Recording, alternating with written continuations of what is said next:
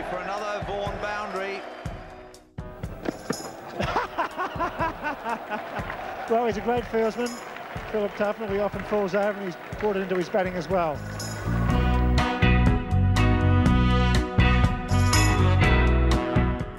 Hello everyone and welcome to the Vaughany Tuffers Cricket Club podcast brought to you by the Telegraph. Ben Wright here and I'll be joined by Michael Vaughan and Phil Tufnell as usual. Today we're going to start building up to England's final test of the summer against South Africa by speaking to Simon Harmer. A few years ago the Essex spinner was tipped to switch allegiances and potentially line up for England, but circumstances prevented him from doing so. Fast forward to today and he is one of the leading lights in county cricket and is in the best form of his career at the age of 33. He'll explain to us what inspired his current purple patch, how close he really was to representing England, and what he thinks of Bazball ahead of the Test series, which starts later this month. We'll also look back at the opening week of the 100. Phil has been busy immersing himself as the competition has been front and centre over the past 7 days. And we'll also have a few more free hits for Phil to deal with too. We should probably establish where everybody is, because Phil, you're not at home, are you? No, I'm on a boat. I'm not a boat. You can't call it a boat. It's a ship. It's a big ship. And we left from La Rochelle, and now we've arrived this morning in Bilbao. So yes, having a wonderful time. Phil, what are you doing on a ship? I'm doing a few little chats later on. They've got a big theatre here, a theatre. Whoa. Wait a minute. So you're going against the podcast and doing your own shows on a ship? Who are these people listening? I don't know. There's about 5,000 people on this ship. Is it, by definition, it's a captive audience, right? Well, absolutely. Unless they throw themselves overboard. They've got to listen to me. And is the format Q&A style, or is it you on your own just kind of giving it a little bit of stand-up? No, I'm doing a little bit of both. So we've got someone who's going to be interviewing me, and then I'm going to be saying a few stories. I'm going to mention the pod as well. Yeah. Well, very good, very nice. Enjoy. Is it, and what kind of crowd are we talking on the ship? Is it a young crowd? It's a varied demographic, Mike. Yeah. Yeah. But all retired. It's good fun. I recommend it. Listen, it's good fun. You can get a pizza 24 hours and a gin and tonic for 24 hours. I just thought we'd sort of follow Phil's life as he globetrots around the world, giving chats, drinking G&Ts. No, we should probably talk about a bit of cricket, shouldn't we? Yes. And the 100 has kicked off, and you've been covering that, Phil. So yeah, you were up at Trent Bridge, weren't you, for the opening night? Yes, for the Trent Rockets.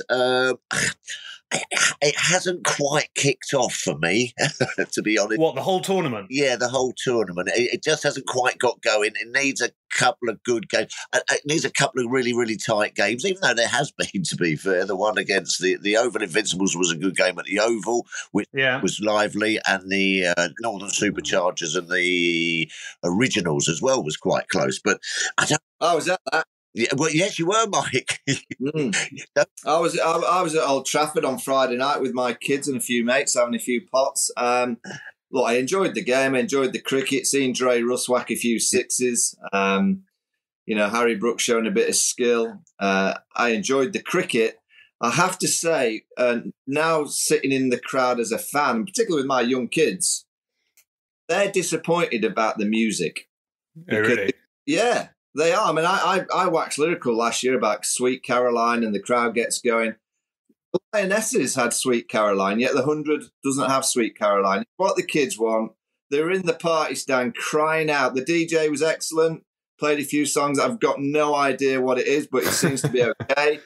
They need some sing-along songs for the crowd. Yes, I think. They need sing-along songs. And it's not raucous, and it's not the football crowd. It's Sweet Caroline, and I'll keep saying it. Get Sweet Caroline played at the 100. And I'm with Phil. It's not quite kicked off, and I'm blaming the fact that they haven't had Sweet Caroline. Yes, we need some sing-along tunes. Perhaps that's right, Mike. As you say, it does. And do you think that's why they're not playing it? Because they're worried it'll be a bit too football crowdy and a bit too raucous? Because they've got the family stands now where they don't serve the alcohol, and they're desperately trying to ensure that they don't have that kind of atmosphere. Yeah, I mean the atmosphere at all the grounds has been great. They've all been sellouts. There's been families and kids and what have you are all there enjoying themselves. Yeah. But then you're right, Mike. I think they need something to latch on to. My daughter is 12, and she's not obsessed with the game. She likes the razzmatazz. She likes the noise. She likes the ball flying into the stands. She thinks it's funny. She enjoys watching the stands and seeing the beer snake. She thinks that's hilarious as well. And she's disappointed that she couldn't sing Sweet Caroline. That's from a 12-year-old. It's not from my 18-year-old. It's not from me. That was from my 12-year-old. So I do think they're missing a trick. I get that what they're trying to do is not create that kind of T20 Friday night vibe where there's beer thrown all over the place at some venues. But Sweet Caroline is not a raucous song. It's a song that gets everyone going. It's pretty much played across all sports. That is the reason why the 100's not got going this year. The other reason is this. The 100 has started right at the heart of the Commonwealth Games and right at the start of the Premier League season. It's the hotbed. As soon as the Premier League football starts, no one gives two hoots about anything else for about a week or 10 days because everyone's getting sacked or everyone's the greatest manager or greatest player in the world within a game. That's what happens with the Premier League. I'm just kind of looking. Could cricket for the 100, because they want it to be this prominent tournament, rather than always say, it has to be in the school summer holidays, don't they want to choose the window when the Premier League finishes and there's about 3 or 4 weeks where there's not a great deal of football? Yeah. And then it would be the prominent kind of sporting event of the summer. It hasn't got going. There hasn't been many great games yet, but it's early stages. There's some wonderful players. I guess Ben Stokes, Johnny Bairstow pulling out. That's a big hit on the 100. Two superstars. But I like the fact that they're using this window to prepare for the Test series. You only have to look at a year, 2, 3, 4 years down. In the last 3 or 4 years, it's all been pretty much about the white ball game, which is interesting. It's kind of all been reversed. It's all about Test cricket and trying to make sure England continue with what they've started this summer in the Test game. And those players need a break, need a breather, and they've decided that these last couple of weeks has been the time to rest and get ready for that Test series. You're talking about that overlap with the Premier League. Did you see Harry Kane at Lord's having a 6-hitting competition? It looks like he's got a good eye for the ball. He can play, Harry.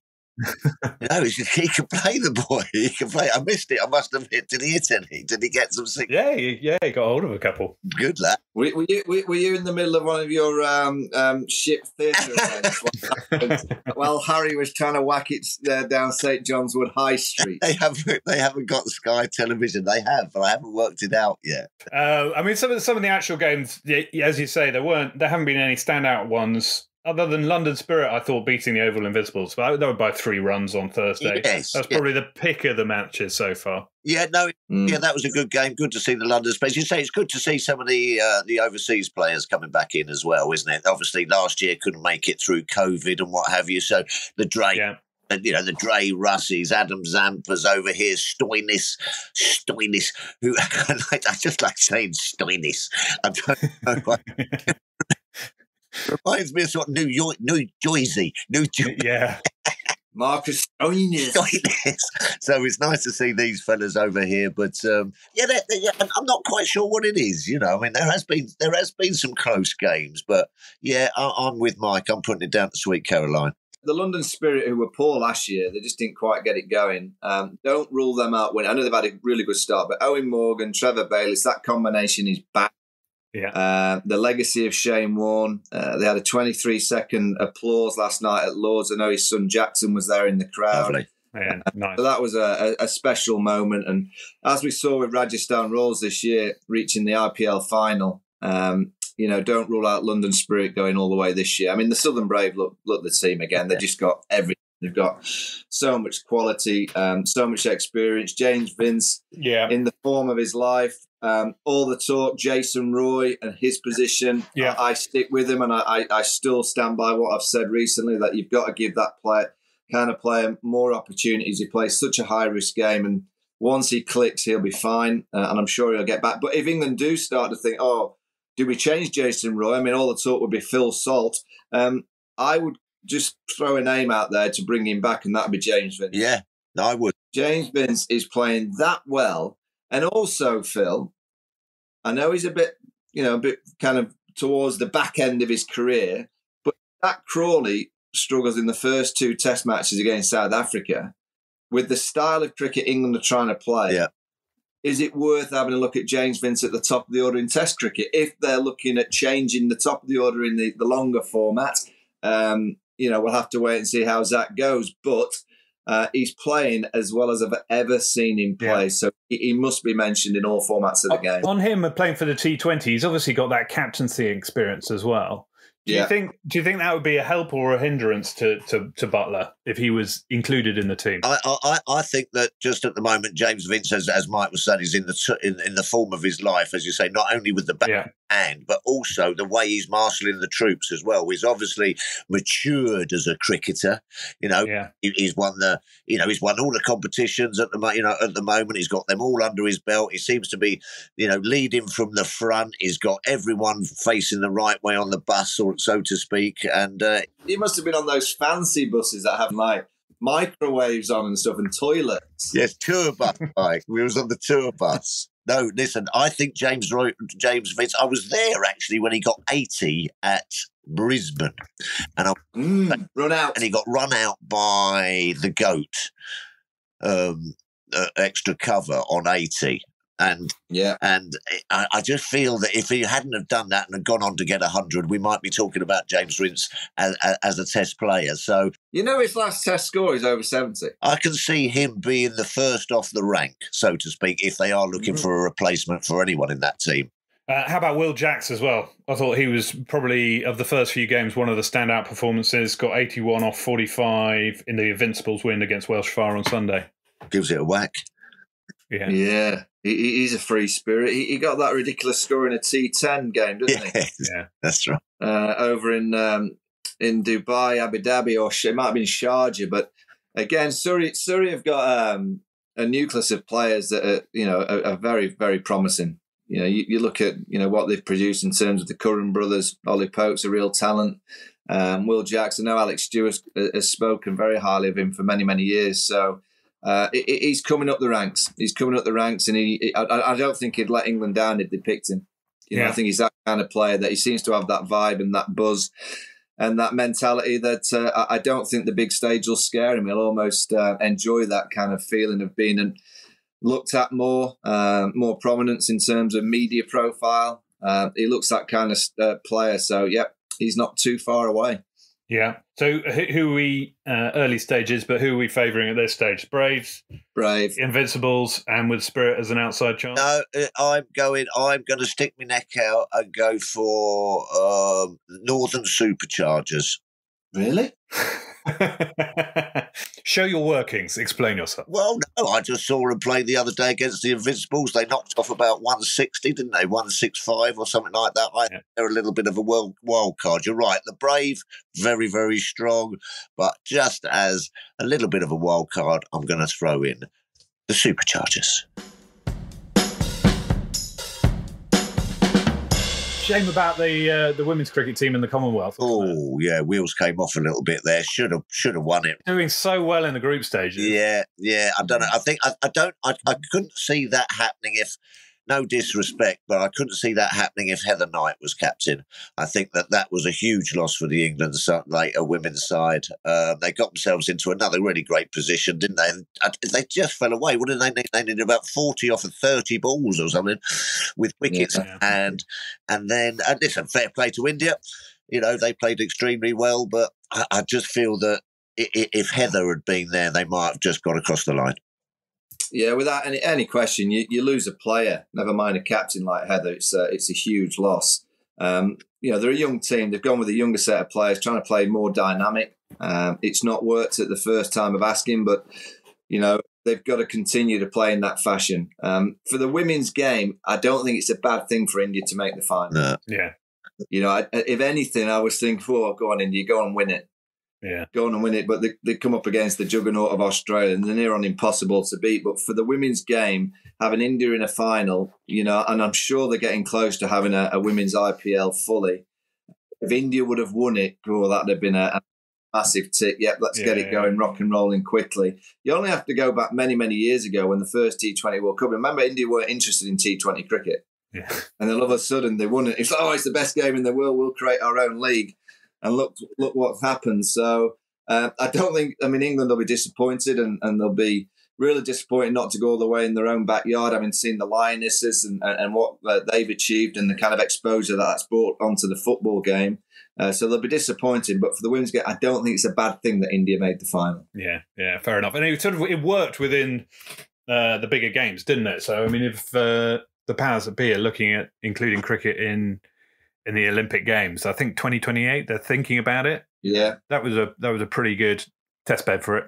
If they are included, we should go and do the podcast. We are deciding upon whether cricket should be in the Olympics purely on the venue. And Ben, where is it? Los Angeles. Yes, yes. Let's go watch some cricket in LA. Lovely. Yes, I think it's very, very important for the game when it's in the Olympics in LA. We could do a couple of pods from LA. That sounds good. You could go on your ship there. I'll sail there. Across. Would you have liked an Olympic medal for playing cricket? I would, yeah, absolutely. Yeah, true. I just don't think I'm not sure whether the 2020 format would work for men's cricket in the Olympics. I'd go T10. Right, we're delighted to welcome Simon Harmer, the Essex and South Africa spin bowler, on the pod. Simon, thank you for joining us. You were recalled to the South African squad for the tour of New Zealand at the start of this year. Before that, your last test was in 2015, I think. I'm right in saying 33. Had you given up hope of an international recall? Thanks for having me, firstly. It's been a crazy journey so far. I don't think I'd ever given up hope. I think I'm a pretty optimistic person, and I knew that the currency was wickets. So if I kept on doing as well as I was at Essex, and I wasn't selected, then so be it. But I just wanted to make sure that I was doing as well as I possibly could. And I thought somewhere along the line, there's surely got to be an opportunity. Simon, great to have you on the pod. I say this to all our guests, you'll get a cap. We've got some very fancy caps, and you'll receive one of those. In that period between 2015 and I guess a few months ago, how many phone calls did you receive from the ECB regarding your potential chance of putting the 3 Lions on? I'm not sure I'm allowed to answer that question. No, I'm joking. No, there was a lot of hype in the media. As you know, the English media kind of write what they want to. And I'm a South African passport holder. So the actual possibility of me getting a passport and playing for England was non-existent. But because I was in the county system, because I was a Colpack player, there was a lot of talk that all of a sudden I could now become sort of eligible for England. But the reality was that I'm still on a South African passport, and the sort of potential playing for England was never going to be around. Did you never go to bed at night dreaming of putting the 3 Lines on your hat and on your chest? You must have done. You play with Cookie at Essex. Surely you can see what the Knight of the Helm, Alistair Cook, thinks of the 3 Lions. Can you imagine the hornet's nest that would have been stirred up if I had been selected for England and played? Kevin Peterson II, it would have been absolute carnage. Simon, what do you put your sort of success down at Essex and these masses of wickets you're being taken and anything sort of specific that you've changed or anything? I wouldn't say I've changed a lot. I think when I fell out of favour with the national team, I decided that I've got kind of 2 options here. I'm either going to look back at my career and be bitter and be the guy that played 5 test matches, which is kind of what I never wanted to do, or I could try and sort of leave no stone unturned, give it my best shot, and if it never happened again, then so be it. But I could sort of sleep at night knowing that I had tried my best. So when I got dropped in 2015, I got hold of one of my mates. I got hold of a spin bowling coach in India, and I did a lot of work with them. And I'd fallen out of love with cricket. I think the sort of highlight of your career is sort of phoning your parents and telling them that you've been selected to play for South Africa and your dream of playing for your country had sort of come into fruition. And I think the lowest point in your career is phoning your parents and telling them the exact opposite, that you'd been dropped. So I wasn't in a great place with my cricket, and there was the opportunity for me to come over and play county cricket. And it's something that I'd always wanted to do. I was only playing one format in South Africa, and so the sort of the lure of being able to play all three formats was sort of why I wanted to come and play county cricket. And I think Essex gave me the platform to sort of fall in love with cricket again, the platform to play all three formats, the opportunity to do that. And also, I felt incredibly backed in the county system. Chris Silverwood was the coach at the time, Anthony McGrath, the assistant coach. And in South Africa, when you play a game and you don't do well domestically, you almost looking over your shoulder immediately thinking, well, it's a matter of time before I get dropped. Where I just felt in the UK, it didn't matter how you did.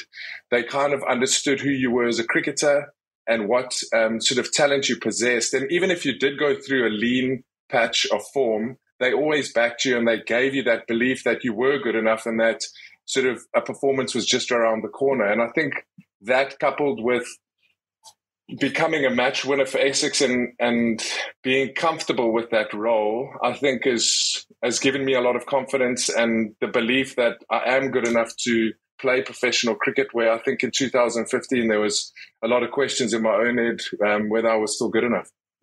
And Simon, you mentioned an Indian spin coach. Can I ask who that person was and what did he teach you to become the bowler that you become? So we went on a whole bunch of spin bowling camps with Cricket South Africa, and I met Umesh Patwal along the way.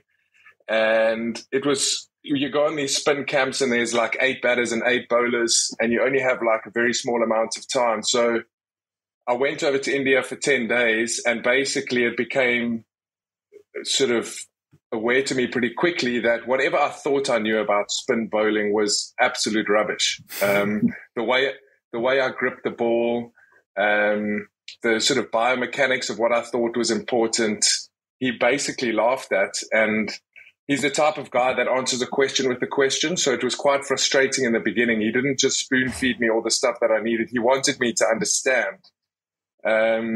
And after about 5 or 6 days, there was like a watershed moment where everything came together. But he basically broke apart everything that I thought I knew about spin bowling and made me sort of re-understand what was important and what I needed to be successful. So it wasn't just about the actual sort of mental side of bowling spin. It was going back to the basics a bit, about grip, about action and all those kind of things. Yeah, it was. It was the way that I gripped the ball. I never used to have my thumb on the ball, where he sort of explained that the more surface area that you have on a cricket ball, the more revolutions that you can get versus just having your index finger and middle finger as an off spinner. So I used to sort of leave the thumb off the ball, whereas now I have the thumb on the ball. Little things like head position in your action, just like the biomechanics of how your left arm works, different variations, how like subtle changes that you can get different results. And I think that's the biggest thing. As an orthodox off spinner, you need to be able to bowl the same ball with the same action, but have different results in terms of pace, in terms of revs on the ball. So it was, it turned out to be. Did that surprise you? Yeah, I think it was incredibly frustrating because here's a guy who's like, I've played international cricket. I thought I knew a little bit about spin bowling. And this guy's just laughed at me. And I was like on the verge of tears because now I have to relearn my skill. But in hindsight, it was probably the best thing that I've ever done for my cricket. And Simon, was he an outstanding spin bowler himself? No, I don't think he's ever played professional cricket or first-class cricket. Wow. And most of this... What's his name again? I'm writing him down. Yeah, me too. Yeah, it was, I don't know, I guess that's just kind of how life works out. You meet people along the way, and I think he's done a lot of batting stuff with Nepal and Afghanistan, but I found the value with my spin bowling and on the spin bowling camps. Can I? You just mentioned batters. I mean, I don't think Phil will mind me saying that back in the day, he probably bowled some great players, but not as many players with so many tricks now. They all seem to play the reverses, the flicks, that you name it, they've got every shot. Have you noticed over the last 7 years how different batters are facing spin, particularly in the county game? Absolutely. I think especially in red ball cricket, batters aren't sort of scared to reverse sweep you or use the reverse sweep as an option to lap sweep you. I think the array of shots that have come into the game over the last 7 years or while I've been at Essex, I think it's quite evident that the white ball cricket and that mentality is bleeding into first-class cricket. And has that changed how you bowl? I don't know if it's changed the way that I bowl, but I think you need to be aware of what a batter's trying to do. So in white ball cricket, I might try and bowl a Yorker very early on in my spell to let the batter know that if he is going to look to play a sweep or reverse sweep, that I do have the Yorker, rather than being sort of reactive and waiting for him to play that shot first. I think it's just, it's about being a bit smarter in how you go about your business. The same as in red ball cricket, if there's foot marks that you're bowling into outside of stump, and if you look at how Joe Root's been playing it, as soon as you look to expose those foot marks, he's going to reverse sweep you. So you need to try and put something into his mind to let him know that if he's going to try and reverse sweep every ball, that you've got something versus, being sort of reactive to that. Yeah, Simon, also, do you think there's still room for a bit of flight and guile in spin bowling? It's not all about just jamming it into the pitch nowadays, is it? Yeah, I mean, I think I still, in terms of spin bowlers, I think I'm on the slower side of the spectrum. And I think that allows me to get the drop on the ball, which I think is probably an off spinner's biggest asset, is if you can make the batter think that the ball's going to be landing 2 meters from the crease and it ends up landing 2.5 meters from the crease. That's the difference once he's committed to playing a drive and it's not quite there. So I think the faster you bowl, the more difficult it is to get that sort of drop on the ball. So I'm a massive advocate for a bit of flight and guile, as you put it. Fags and gin, I used to call it. What is it, fags and gin? F and G, mate. F and G, bit of flight and guile.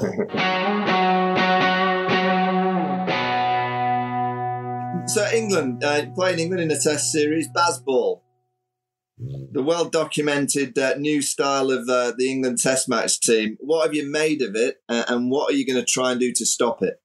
Oh. Well, I think if you look at where the England test team was after the Ashes and the repercussion of them losing, and they got absolutely obliterated in the media, and then all of a sudden it was the county game and there's everything wrong with the county game and it's the Duke's ball and we should be playing with the Kookaburra ball.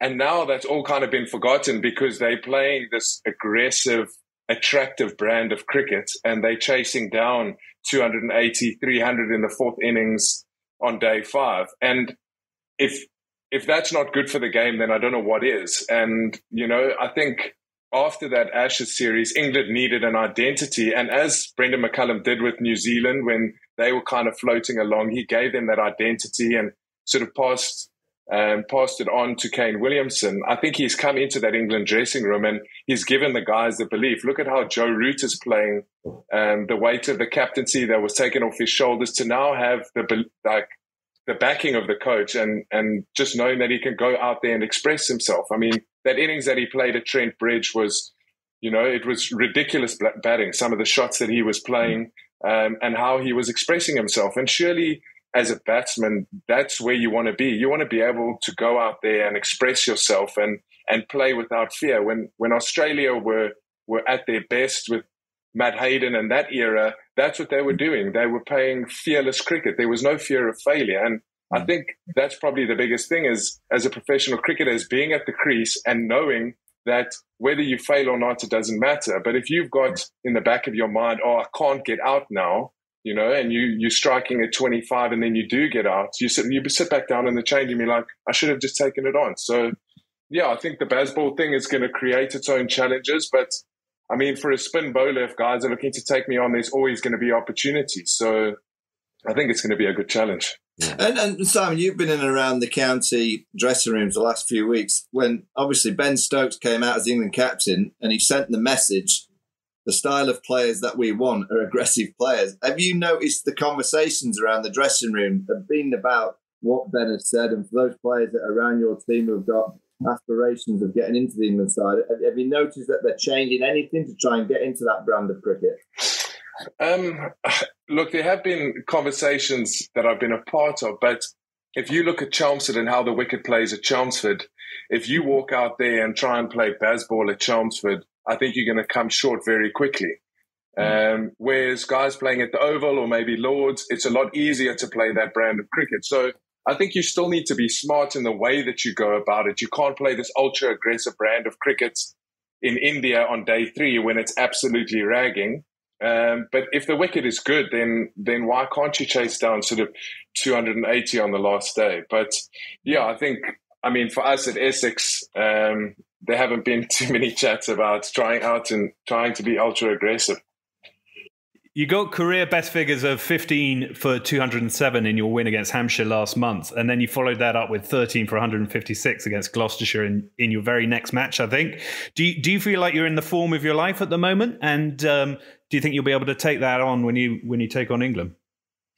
I think if I was scoring that many runs in terms of the 200 and the 150, then maybe. But I think the biggest thing was at the start of the season, the wickets were flat and pretty docile. And I didn't pick up a hell of a lot of wickets with sort of the understanding that sometime along the course of the season, there's going to be a wicket that's going to turn and that I would need to cash in. So I think the wickets have come at the right time. I wouldn't say that I'm in the form of my life. I think I've been bowling really nicely over the last few years and I'm very happy with where my game's at. But, ultimately it's going to count when I get the opportunity or if I get the opportunity in the test series and how I do that, because there's a lot of talk of how I've done in county cricket and in the county game, but I've always wanted to compete on the international stage and that's where it's going to count. So I think I just need to kind of keep moving forward and make sure that I'm progressing and that when that opportunity does present itself that I'm ready for it and that I grab it. And maybe that's what I didn't do in 2015. You've talked in the past about how there was sort of bad blood towards Kolpak players in South Africa. Can you explain why there was that antipathy and what's changed? Well, I think there was, in my scenario, as I said earlier, it was about opportunity for me. It wasn't about money. I signed a very small contract for Essex when I first came over. But there were players in the South African system that had been backed by the national coaches that were sort of not under threat, but decided to pursue the Kolpak route and perhaps the security of being able to play county cricket. And so it was kind of a one-size-fits-all. And because I was a Kolpak player, I was painted with the same brush. And I think, the public's perception is based on what people write in the press. And there was a lot of negative media towards the guys that were playing for South Africa that then signed Kolpak deals. And so everybody then gets, all the social media crusaders get onto Twitter and whatever platform they want. And, they pick everybody apart. And now everybody's turned their back on the country. And we were the black sheep. Cricket South Africa stopped us from going back and playing in South Africa. But at the end of the day, I knew why I did it. I felt like I did it the right way. I sat down with Russell Domingo, who was coach at the time, and said, this is where I'm at. What are your thoughts? And he said, there's absolutely no reason why you can't do it for 2 or 3 years and then come back into the system. So like I can sleep easy knowing that I had the right intentions, and it was always about opportunity for me. Simon, you mentioned earlier about on the back of losing in Australia, we always rip up English cricket. As you mentioned, different ball, county structure, there's a high performance review. What is your blueprint, and what would it look like, the county game going forward? I've always been a big advocate for a two-divisional structure. I think you need to be playing more than 10 games of first-class cricket a season. I think if you're playing 10 or less with 18 counties, I don't think it's a good thing.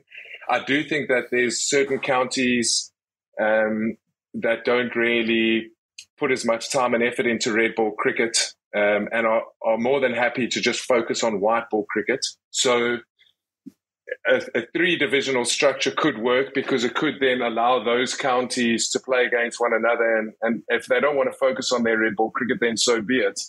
But I think you want to be playing strength v strength. And a two-divisional structure, there's always going to be teams competing to be promoted.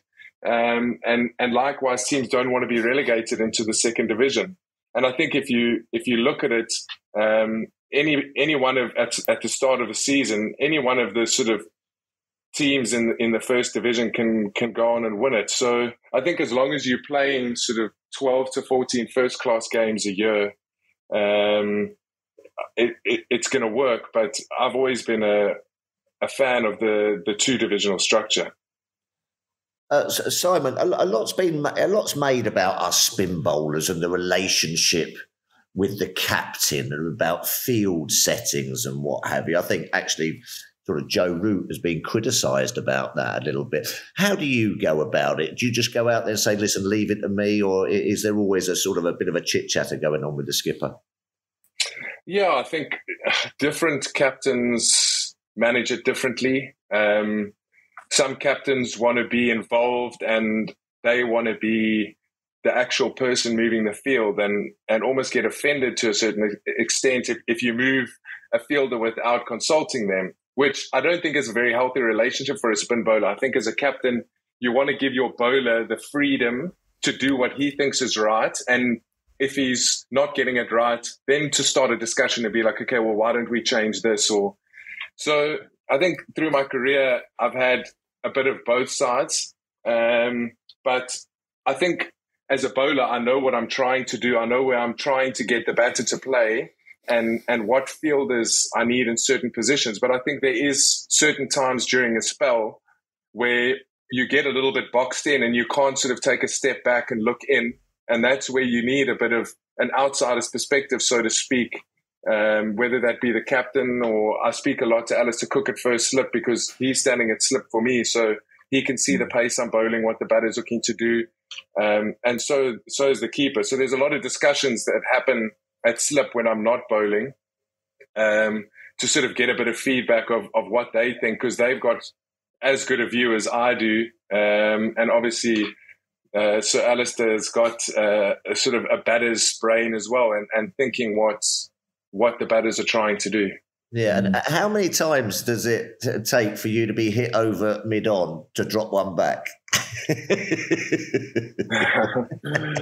Well, that's the thing. Like batters think that running down the wicket and pongoing you into the river here in Chelmsford is going to get the man back. But if you're blocking the rest of the over and just taking one risk and over, I'm happy with that.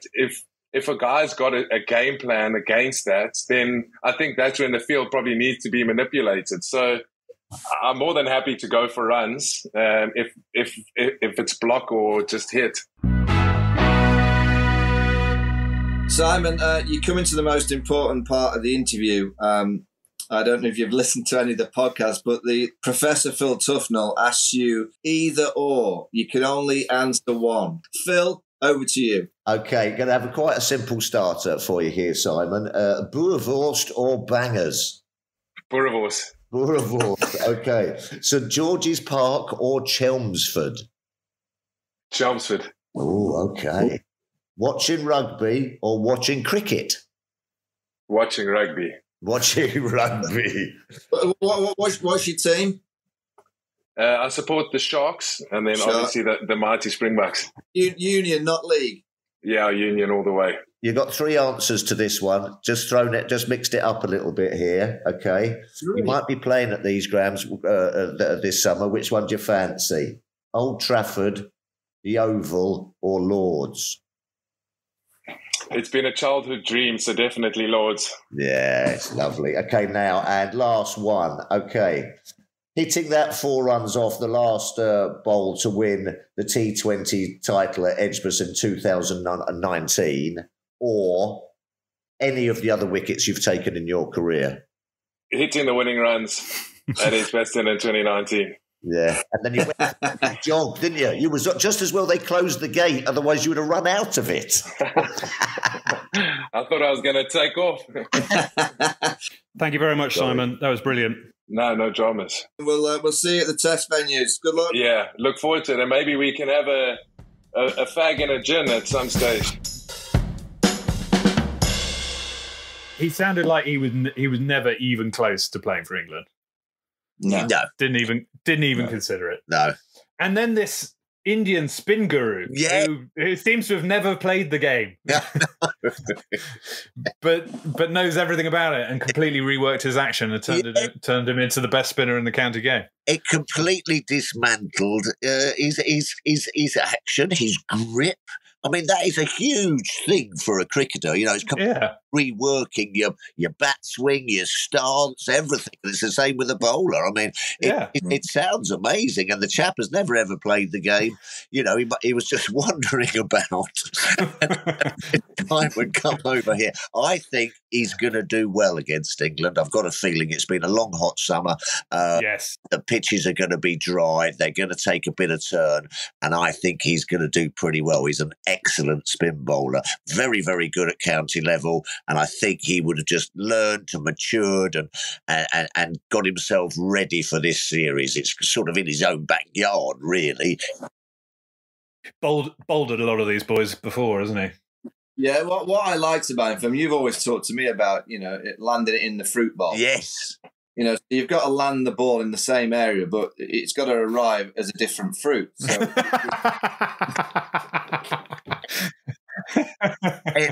if you bowl a banana, it's got to arrive as an orange. It's a cross between cricket and Fruit Ninja. The banana is the shape ball, and then the orange is just the orthodox ball, and then the pear's that one that just does something a little bit different, but they've all got to land in a similar kind of area. I like what he said about, I try and throw in the Yorker early. Yeah. Yes. Yeah. To get on fast and full, just to get it into the batter's mind about the sweep shot. I think that's... He's given the game away a bit early. I used to bowl him a little finger ball early on, just toes, just banana. Yeah, used to bowl him a banana. Yeah, but that started a banana and then ended a banana because I always used to bowl him a couple of little arm balls, first 2 or 3 overs, just to say you just can't keep sweeping me, mate. It puts them in the mind. It puts it in the mind. I think he spoke very well about it. He obviously thinks a lot about it. I think he's going to be dangerous for this England side. And I tell you what, when we laugh about the coach having not played the game, I honestly think that is a great lesson to a lot of coaches. Actually, you don't necessarily have to have been a great player or even an incredible, a county player. You can study the game and be a student of cricket and be just as good in terms of information that you pass on to players. Yeah. The biomechanics.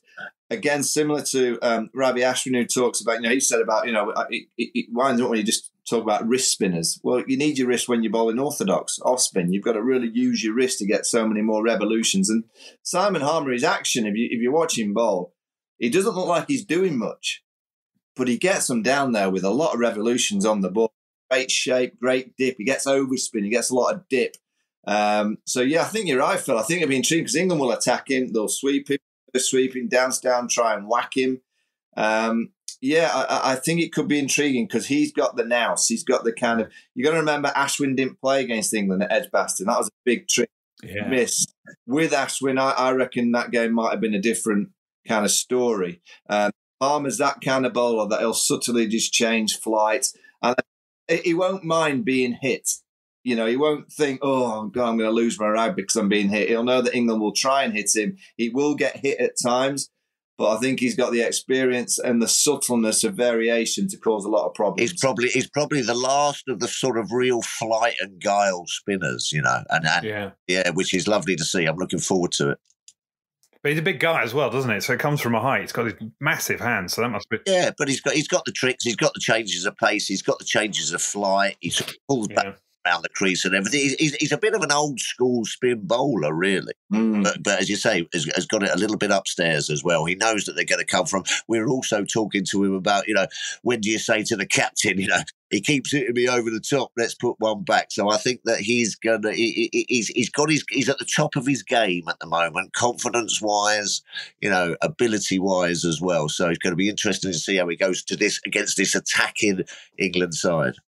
Yeah, and how important is it for England to get some good results against South Africa? We had this fantastic start to the season, Bazball, a little bit of a slump have we gone through the white ball series. Got to end the season on a high going into the T20, even though it's red ball cricket now. I'm looking forward to the Test matches coming back. I want to see some Test match cricket. What a shout that is! Yeah, I reckon it's an incredible turnaround. That for the last few years, we've almost been dreading the Test being on because we've kind of gone, oh no, we kind of know what's going to happen, and the batters will collapse. We don't really have enough in terms of the bowling department at the minute because there's so many injuries to kind of blow the opposition away. Can't wait for the 50 overs in the 2020 because we know we're going to launch it out the ground. Well, how times change. As we've always said, English cricket can't get all formats right at the same time. Yeah. At the minute, we all want to see the Test team because they're playing a very expansive game. Will they have that bump in the road? Of course, they're going to have it at some stage. It may come over the next few weeks against South Africa. South Africa, I think, are the team to watch. If you think about what they've done in the last couple of years, you see what they did in the white ball game. I think they're starting to get a little bit of something going, South Africa. But this will be the ultimate challenge against this England side playing this brand of cricket in England's backyard. It'll be a real challenge for South Africa, but they do have something that's starting to develop their cricket team. Right, time for a free hit. Last week, we gave you guys the opportunity to ask Phil Tufnell anything you want, be it about the world of cricket or beyond. So let's have a few more.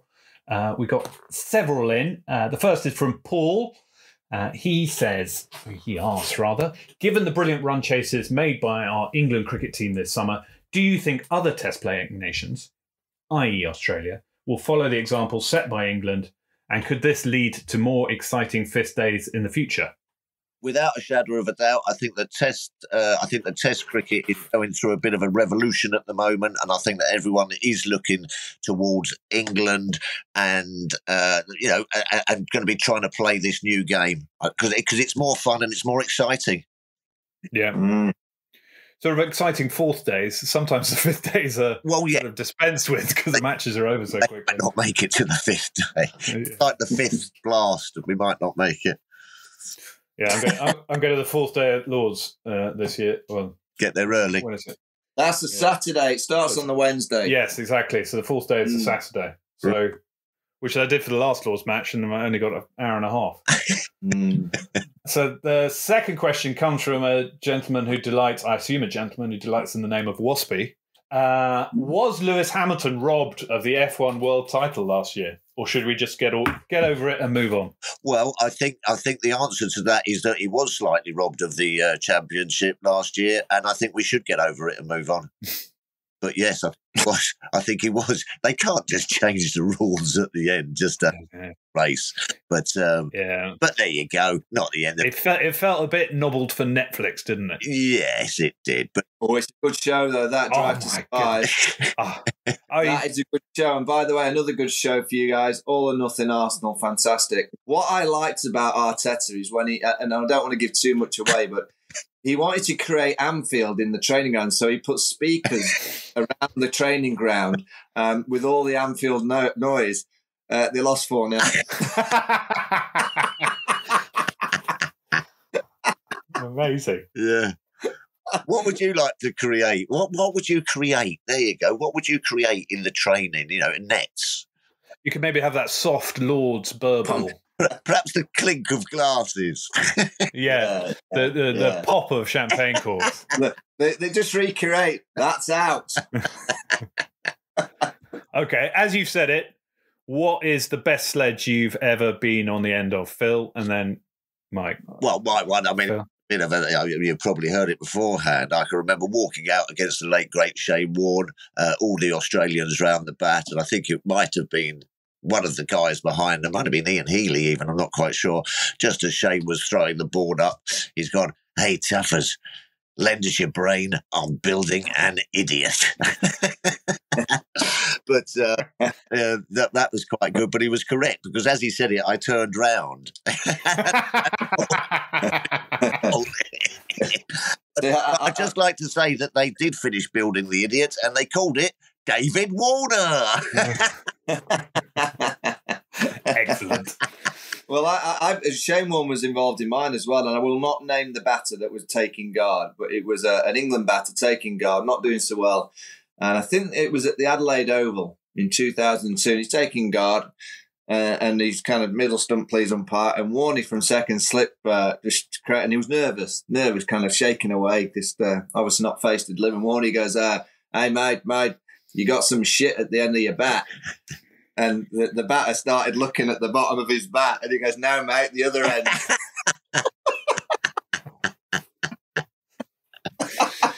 Not even faced the ball, the poor fella. He didn't get too many. No. That'll add to your brain. Brilliant, guys. Thank you very much. See you next week. Right, that's it for today. A big thank you to Mike and Phil. Huge thanks to Simon Harmer for his time. We look forward to seeing what he can do in the Test series at the end of the month. Three of us are back next Wednesday, same time, same place. And we are going to be speaking with a very special guest, the one and only Sir Geoffrey Boycott.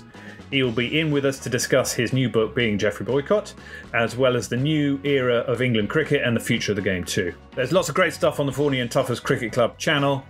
Check that out in the meantime. There's interviews with the Managing Director of Men's Cricket, Rob Key, and last week's chat with Sophia Dunkley too. Thank you for listening to the episode. Make sure you subscribe to stay up to date. Until next week, goodbye.